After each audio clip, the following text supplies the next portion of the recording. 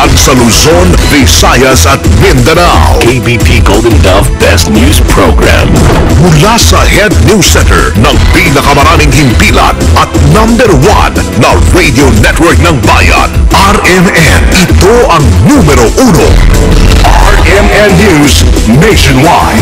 RMN News Nationwide. Kasama ang KBP Golden Dove Best Newscaster, Weng de la Peña, at ang maasahang broadcaster, Buddy Oberas. RMN News Nationwide. RMN News Nationwide. Headlines. Ngayong umaga sa RMN News Nationwide, Senado pagpapaliwanagin sa pork barrel scam whistleblower Ben Hurluy sa pagsibak kay Atty. Levy Baligod bilang kanyang abogado. Baligod, sama naman ng loob sa kliyente. Ito naman ay nagfo-focus sa ibang mga potential witnesses para mabuo na natin yung chain of evidence na sinasabi natin. Alert status sa Ukraine. Taas na ng Department of Foreign Affairs. Mga Pinoy sa nasabing bansa pinahanda na sa posibleng paglikas. Sobrang singil ng Manila Electric Company sa bill nitong Pebrero, isa sa uli. CBCP, Catholic Bishops Conference of the Philippines, naglabas po ng pastoral message ngayong Ash Wednesday na simula ng Kwaresma. Ang publiko hinikayat na mamuhay ng simple at tumulong sa mahihirap. Headlines. Ang pangkalakalan, 4 na bilyong pisong pondo ng CHED para sa scholarship program, aprobado na ng PBM at Bayong Dagat. Pagpataw ng sanksyon sa Russia, iginiit ng Estados Unidos. There is a strong belief that Russia's action is violating international law.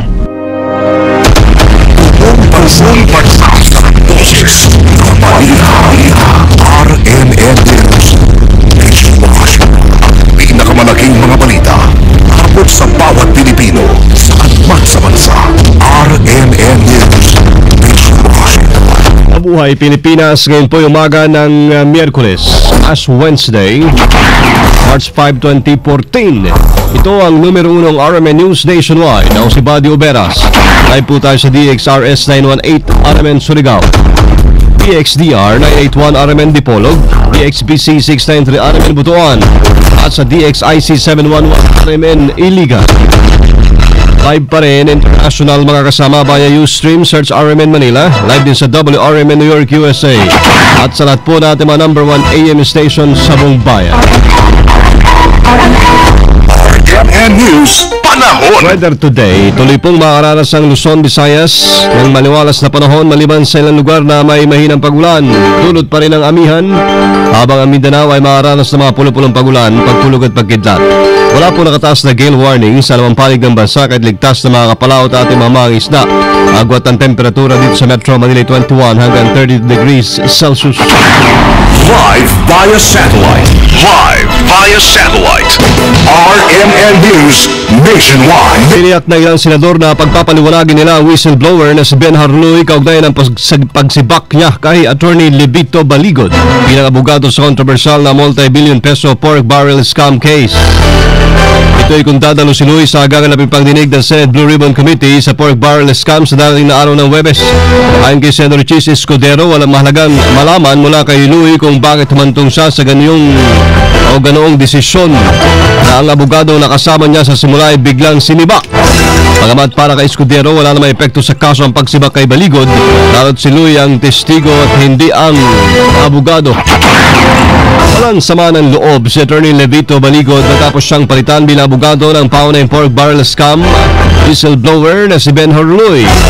Pero ayon kay Baligod, bagamat limitado ang kanyang panahon dahil sa dami at lawak na mga kaso sa scam, hindi daw siya nagkulang ng panahon kay Luis. Ay na-deliver ng isang abogado yung mga legal requirements niya. So, hindi tama yung rason niya na napabayaan. Higit pa niyan ay bilang private complainant, trabaho daw niyang palakasin ang kaso laban sa maliutak ng scam na si Janet Napoles. at may sinasangkot na mambabatas at implementing agencies. Bilang private complainant, meron akong obligasyon na mapalakas yung mga kaso natin. So dahil natapos na natin na makuha kay Benhar yung mga impormasyon na nalalaman niya, ako naman ay nagfo-focus sa ibang mga potential witnesses para mabuo na natin yung chain of evidence na sinasabi natin. Sa kabila ng pagtanggal sa kanya ni Louie, tiniyak ni Baligod na patuloy ang kanyang paglaban sa katiwalian. Natili rin si Baligod bilang private complainant at hindi lamang sa pork barrel scam kundi maging sa Malampaya scam. Kampo ng prosekusyon sa PDAP scam nagkakagulo na. Sama natin sa balita, Grace Mariano. RMN Report! Naniniwala si Senator Jinggoy Estrada na nagkakagulo at humihina na ang kampo ng prosecution sa pork barrel scam. Reaksyon nito ni Estrada sa biglaang pagtanggal ni PDAP scam whistleblower Benhar Louie kay Atty. Levito Baligod bilang kanyang abogado. Kumpiyansa si Senator Estrada na plus point sa kanilang mga isinasangkot sa PDAP scam ang internal problem sa kampo ng mga whistleblowers, pero kahit wala nito, tiyak naman daw na malakas ang laban nila dahil mahina ang mga ebidensya. Narito ang pahayag ni Senator Estrada. Internal problem. Hindi ko alam kung bakit technical yung legal. Dahil kami nagkakawala sa election dito sa akin. Sa ako, wala opinion. There's problem. Of course, pagka hindi sila organized, siyempre, plus point sa amin, good for us. Pero kahit impact pa rin sila, good for us pa rin dahil mahina yung evidence sila laban sa amin. Yan po ang pahayag ni Senator Jinggoy Estrada. Kasama mo sa Senado, Grace Mariano, Tatak RMN. Radyo mo nationwide! Itinaas na ng Department of Foreign Affairs ang Crisis Alert Level 2 sa Ukraine. Kasunod na ito na nagaganap na tensyon sa pagitan ng Ukraine at ng mga Russian troops. Patay sa advisory na nilabas ng DFA, pinapayuhan ng mga Pilipino sa Ukraine na limitahan ang kanilang galaw at umiwas muna sa mga pampublikong lugar. Sinabihan din silang manatiling nakamonitor sa pinakahuling mga pangyayari at maghanda para sa posibleng paglikas. Sa ngayon po ay nasa 175 ang mga Pinoy na sinasabing naninirahan at nagtatrabaho sa Ukraine. Inihayag ng Energy Regulatory Commission na isasauli po ng Manila Electric Company sa mga customer ang sobrang singil nila ngayong Pebrero. Abangan ang detalye ng balita. Live via satellite. Live via satellite. RMN News Nationwide. Mga Pilipino sa Ukraine, minomonitor na rin ang Philippine Embassy. Sama natin sa balita live, Joyce Adra. RMN Report! Mahigpit na minomonitor ng Philippine Embassy ang mga Pilipino sa Ukraine sa harap ito ng tensyon sa pagitan ng Russia at ng nasabing bansa.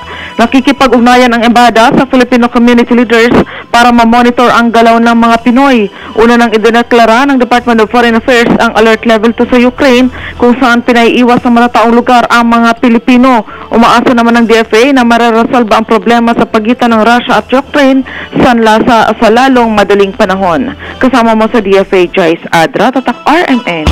Radyo mo nationwide. Inihayag po ng ERC na isasauli ng Meralco sa mga customers ang sobrang singil nila ngayong Pebrero. Sa nakaraang billing, bukod sa amount due, naglagay ang Meralco ng total amount due kung saan kasama ang dagdag generation charge.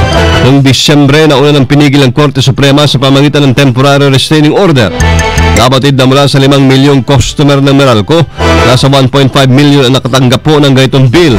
Ayon kay ERC Executive Director Atty. Francis Juan, i-refund o i-credit na lamang ng Meralco sa March billing ang sobrang nasingil sa mga nagbayad ng total amount due. Maging simple sa pamumuhay. Yan ang naging laman ng pastoral message ni Catholic Bishops Conference of the Philippines President Lingayen Dagupan Archbishop Socrates Villegas. Ngayon pong Ash Wednesday sa pagsimula na rin ng Kwaresma. Hinimok ni Villegas sa mga Katoliko na sanayin na mabuhay ng simple sa mga gawa at tumulong sa mga mahihirap. Sinabi pa ni Villegas na lahat ng tao ay tinawag para mabuhay. Iwalay mula sa material na ari-arian, kapangyarihan at panlipunang katayuan. Kaya naman dapat anyang tulungan ang mga mahihirap, labanan ng kahirapan, iwaksi ang mga makamundong bagay at kapangyarihan dahil ang Panginoon ang tunay na daan. Malaki ang matutulong ni Attorney Jessica Lucila Gigi Reyes, dating Chief of Staff ni Senator Juan Ponce Enrile. Sakali naman magsalita ito sa issue ng pork barrel scam. Yan po ang paniniwala ni political analyst Professor Ramon Casiple na sunod ang kumpirmasyon ni Cristina Castañer Enrile, asawa ng senador, na totoong may relasyon ang kanyang mister at ang kanyang Chief of Staff. Sa interview ng RMN kay Professor Casiple, anya, kung mapatutunayan at may testigong magsasabing may kinalaman din si Reyes sa nasabing anomalya kung saan una nang isinangkot si Senador Enrile, mahalagang mabunyag ang nalalaman. Kung talagang involved siya at maraming nagturo sa kanya na witnesses, interesting yung kanyang istorya na sasabihin. Ako, actually, yun ang hinihintay ko kung nagsalita na itong si Ruby Tuaso, si Cunanan. Ang isang malaki pang naiwan din ay siya, si Gigi Reyes. Sa interview ni Professor Winnie Munsod, una nang inamin ni Mrs. Enrile na si Gigi umano ang pinakamatagal na nakarelasyon na asawa sa dami ng mga babaeng naugnay dito. Pero sa bila ng ginawa ni Senador Enrile, namatawad naman lahat niya ang pagkakasala nito. Ipinagtanggol ng Malacanang ang kampanya ng Bureau of Internal Revenue na ipahiya ang mga profesional gaya ng mga doktor na hindi nagbabayad ng tamang buwis. Magugulitang umaray ang Philippine Medical Association at tinawag na diskriminasyon ng ad campaign na nagsasabing pasan ng mga guro ang kanilang mga doktor. Ayon kay Communications Secretary Sani Coloma, dapat lamang na makiisa ang mga profesional at magbayad po ng tamang buwis gaya ng mga manggagawa. Anya, mahalagang mabago ang attitude at mahikayat silang tuparin ang kanilang tungkulin. Hindi naman daw kailangan ng bagong batas at kailangan lamang daw magkaroon ng mekanismo sa paniningil ng mga buwis. Iginit din ni Coloma na hindi layuning masingil out ang mga doktor. Target nila ang lahat ng sektor sa lipunan. Pinakamalaking mga balita abot sa bawat Pilipino saan man sa bansa. RMN News Nationwide. Pilipinas posibleng isabotahe ng China. Kasama natin sa balita at on debata. RMN Report. Nakabas ni Misamis Occidental Representative Henry Owaminal na isabotahe ng China ang Pilipinas dahil sa lumalalang agawan ng teritoryo ng dalawang bansa. Inukoy ni Owaminal na kung susuriin ang mga Chinese nationals ang may malaking bahagi ng investment sa bansa. Tulad anyo sa National Grid Corporation of the Philippines, 40% ito ay pag-aari ng mga inchik at ang kabuuan ng NGCP ay pinapatakbo ng isang Chinese national. Sinabi pa ni Owaminal na seryosong usapin ang hindi magandang ugnayan ng China at Pilipinas at hindi na masosolusyonan bilaterally ang issue sa West Philippine Sea. Dahil sa malawak na sakop sa industriya ng mga Chinese, posibleng maparalisa ang ekonomiya at isabotahe anumang oras ang bansa. Sinang-ayunan naman ito ni Bayamuna Representative Nery Colmenares na isang banta sa seguridad ng mga ito dahil maaari yung mga Chinese ay unti-untiin na kontrolin ang public utilities at ownership of land ng bansa. Kasama mo mula sa Kamara, Juan de Bata, Tatak RMN. Radyo mo Nationwide. Mga NPA binatikos na alkalde ng Davao dahil sa pagpapasabog ng landmine. Kasama natin sa balita live, Joel Veray ng RMN Davao. RMN Report. Binitikos ngayon ni Davao City Mayor Rodi Duterte ang mga rebelding ng People's Army dahil sa patuloy nilang paggamit ng pinagbabawal na landmine. Partikular na binanata ni Mayor Rodi Duterte ang dalawang landmine na pinasabog ng mga NPA na siya namang ikinasugat ng 11 sundalo sakop ng 39th IB Philippine Army at iba pang 5 volunteers ng Red Cross at ng PDRRMC ng Davao del Sur noong linggo ng gabi. Maalala, unang pinasabugan ng Front 51 ang tropa ng 39th IB alas 11:30 ng umaga habang nagsasagawa ng patrolya, ngunit pagdating nito sa Sitio Balutakay, Barangay Managa, bayan ng Bansalan, ay bigla na lamang sila pinasabugan ng landmine ng mga rebelde at dahil dito nagtamo ng iba't ibang sugat sa katawan ang mga sundalo. Ikalawang pinasabugan ang konvoy ng Red Cross at PDRRMC bandang alas 7:30 ng gabi noong linggo. Magre-rescue sana ang mga volunteers ng Red Cross at ng PDRRMC, ngunit pagdating nito ng sa may Sitio Towers sa nasabing barangay ay bigla rin silang pinasabugan ng mga rebelde kung kaya't 5 ang sugatan. Sa ginawang pagunita ng Davao bombing kahapon, sinabi ng alkalde ng lungsod ng Davao na walang kaibahan ang paggamit ng landmine ng mga rebelde sa nangyari sa Old Airport Davao matapos nga pinasabugan ito kung saan umabot sa 22 ang nasawi. May 11 taon na ang nakalipas.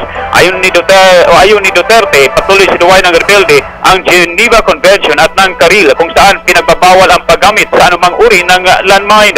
Dahil dito, binabalak ngayon ni Duterte nga makipag-usap sa pamunuan ng Southern Mindanao Region Command ng NPA upang hingin ang kanilang paliwanag hinggil sa patuloy na paggamit nila ng landmine.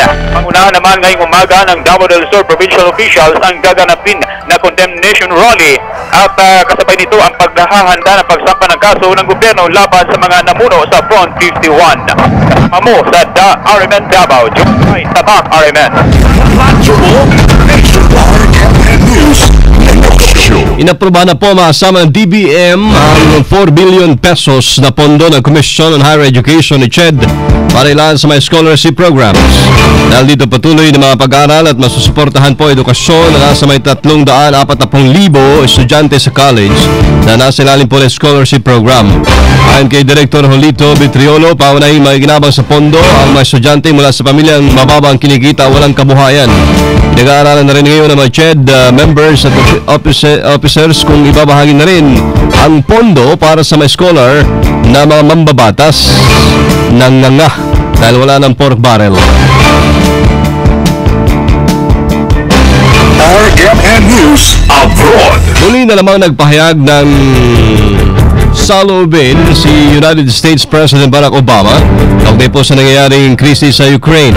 Sa kanyang maikling address sa elementary school sa Washington, sinabi ni Obama na labag na sa international law ang ginagawa ng Russia. There is a strong belief that Russia's action is violating international law.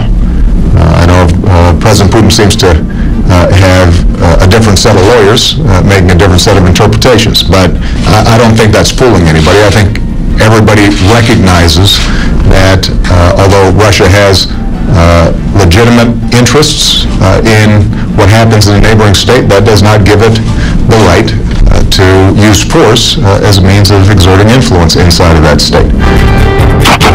Ayon pa kay Obama, dapat ang patawan ng parusa ang Russia matapos itong mag-deploy ng tropa sa Crimea region.